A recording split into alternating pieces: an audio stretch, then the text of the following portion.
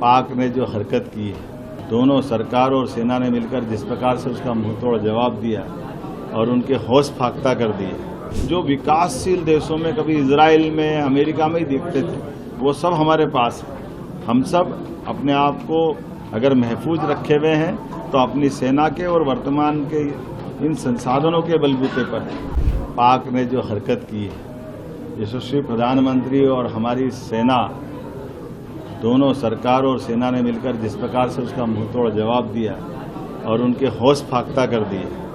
हमारे लिए ये चुनौती का समय भी है, लेकिन देश की सेना और यशस्वी प्रधानमंत्री के कुशल नेतृत्व का गर्व का क्षण भी है। बीते 11 साल में जिस प्रकार से सभी विभागों को लेकर के माननीय प्रधानमंत्री जी ने देश और दुनिया में अलग पहचान बनाई, लेकिन उतने ही समान रूप से देश के ऊपर कभी ऐसा दुश्मन कोई हमला कर दे तो देश उससे निपटने में आधुनिक टेक्नोलॉजी के माध्यम से कैसे सफल हो, इसका उदाहरण हमने सबने देखा। दुश्मन ने कोई कसर बाकी नहीं रखी। चारों तरफ से पंजाब, राजस्थान, जम्मू कश्मीर, हरियाणा, हर तरफ से उनने अपनी सारी कोशिश कर ली, लेकिन हमने सबने देखा और दुनिया को दिखाया माननीय प्रधानमंत्री जी ने अपने माध्यम से कि हमारे पास आधुनिक सुविधाओं के साथ साथ वर्तमान में सुरक्षा के लिए भी वो सारे प्रबंधन सेना ने माननीय मोदी जी के नेतृत्व में रखे।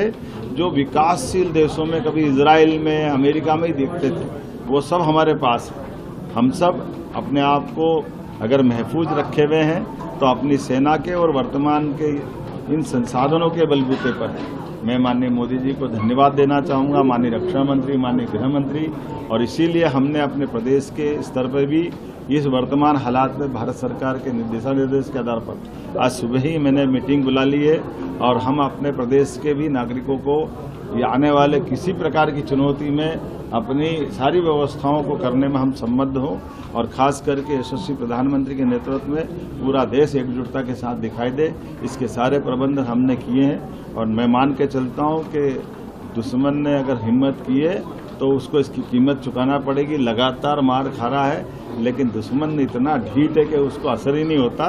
कोई बात नहीं, हम एक बार फिर पाकिस्तान को उसकी करने की कीमत चुकाने के लिए मजबूर करेंगे। मेरी अपनी ओर से सेना के इस शौर्य और पराक्रम की माननीय प्रधानमंत्री जी और सेना सभी को बधाई।